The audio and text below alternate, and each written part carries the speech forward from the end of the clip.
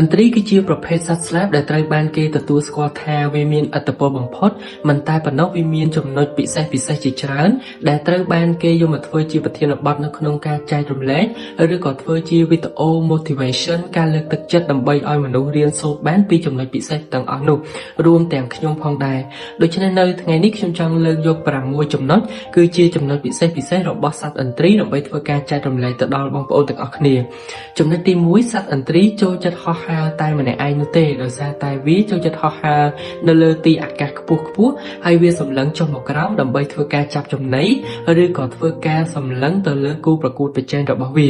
ដូច្នេះហើយភ្នែករបស់ឥន្ទ្រីគឺមោះមុតខ្លាំងមែនតើវាអាចមើលបានចម្ងាយរហូតទៅដល់5គីឡូម៉ែត្រដូចនេះហើយនៅពេលដែលសត្វឥន្ទ្រីពងចាប់សត្វណាមួយជាចំណីរបស់វាមិនថាជាប្រភេទត្រីនៅក្នុងទឹកឬក៏ប្រភេទសត្វនៅលើគោកនោះទេគឺសត្វទាំងអស់នោះរមែងតែងតែមិនរួចផុតពីក្រញាំរបស់សត្វឥន្ទ្រីនោះដែរចំណុចទី2សត្វឥន្ទ្រីគឺជាប្រភេទសត្វដែលមិនខ្លាចអ្វីទាំងអស់សត្វឥន្ទ្រីមិនខ្លាចនោះទេមិនថាចំណីដែលវាចង់ចាប់ជាប្រភេទសត្វតូចឬសត្វធំប្រភេទសត្វមានពិសឬក៏ប្រភេទសត្វនៅក្នុងទឹកនោះទេឥ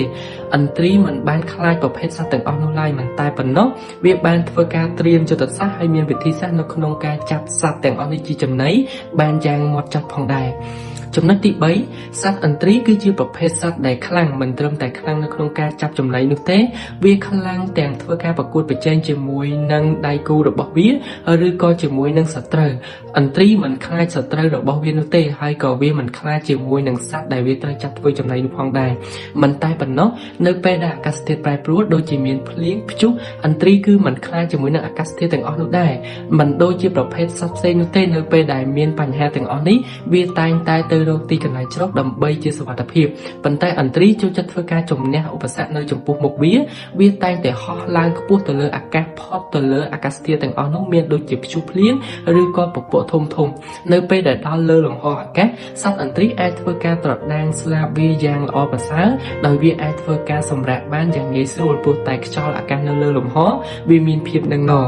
ចំណុចទី4សត្វឥន្ទ្រីគឺជាប្រភេទសត្វដែលមិនស៊ីសាកសពជាអាហារនោះទេឬក៏មិនស៊ីសាច់ដែលសល់ពីសត្វដទៃស៊ីរួចហើយជាអាហារនោះដែរឥន្ទ្រីគឺស៊ីតែទៅលើសាច់ដែលវារកបានដោយខ្លួនឯងតែប៉ុណ្ណោះហើយជាប្រភេទសាច់ស្រស់ទៀតផងចំណុចទី5សត្វឥន្ទ្រីគឺជាប្រភេទសត្វដែលតែងតែធ្វើការវឹកហាត់ខ្លួនឯងជានិច្ចបើទោះបីជាខ្លួនវាខ្លាំងរួចហើយក៏ដោយកញ្ញាំរបស់វារឹងមាំស្លាបរបស់វាក៏រឹងមាំហើយកម្លាំងរបស់វាខ្លាំងភ្នែករបស់វាមោះមុតរួមទាំងចំពុះរបស់វាមុតស្រួយផងដែរប៉ុន្តែឥន្ទ្រីតែងតែធ្វើការវឹកហាត់ខ្លួនឯងជានិច្ចស្ទើរធ្វើឲ្យឥន្ទ្រីមិនខ្លាចជាមួយនឹងសត្វផ្សេងៗនោះទេដូចនេះហើយការអភិវឌ្ឍរបស់សត្វឥន្ទ្រីគឺជាចំណុចដ៏ល្អមួយដែលយើងអាចរៀនសូត្របាន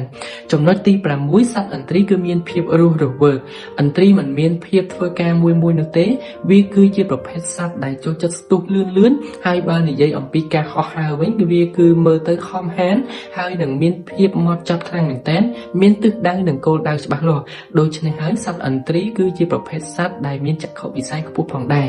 សត្វឥន្ទ្រីក៏មានចំណុចខ្សោយរបស់វាផងដែរនៅពេលដែលវាដល់អាយុកាលដែលវាត្រូវបានអស់កម្លាំងឬក៏វាអស់ថាមពលដូចជាស្លាបរបស់វាមិនខ្លាំងដូចមុននោះទេហើយអ្វីគ្រប់យ៉ាងនៅក្នុងខ្លួននេះចាប់ផ្ដើមចុះខ្សោយដូចជាភ្នែកចំពុះហើយនិងក្រញាំរបស់វាដូច្នេះសត្វឥន្ទ្រីគឺត្រូវការទៅរកទីកន្លែងណាមួយដើម្បីធ្វើការលាក់ខ្លួនកែប្រែខ្លួនឯងឡើងវិញបើមិនដូច្នេះទេវាអាចឈានទៅដល់ការបាត់បង់ជីវិតនៅក្នុងរយៈពេល3ទៅ6ខែសត្វឥន្ទ្រី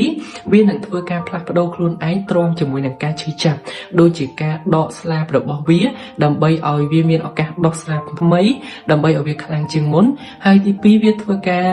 យកចំពុះរបស់វាធ្វើការទៅដុសជាមួយនឹងថ្មដើម្បីឲ្យចំពុះនោះជ្រុះហើយដុសជាមួយនឹងចំពុះថ្មីដើម្បីបង្កើនទៅលើភាពថ្មីនិងភាពក្មេងវ័យរបស់វាឡើងវិញបន្ទាប់ពីវាបានទទួលនៅរាងកាយមួយដ៏ក្មេងឡើងវិញហើយកម្លាំងរបស់វាក៏ដូចមុនដែរដូចនេះហើយសត្វឥន្ទ្រីនឹងបកត្រឡប់មកវិញជាប្រភេទសត្វដែលខ្លាំងដូចដើមអរគុណច្រើន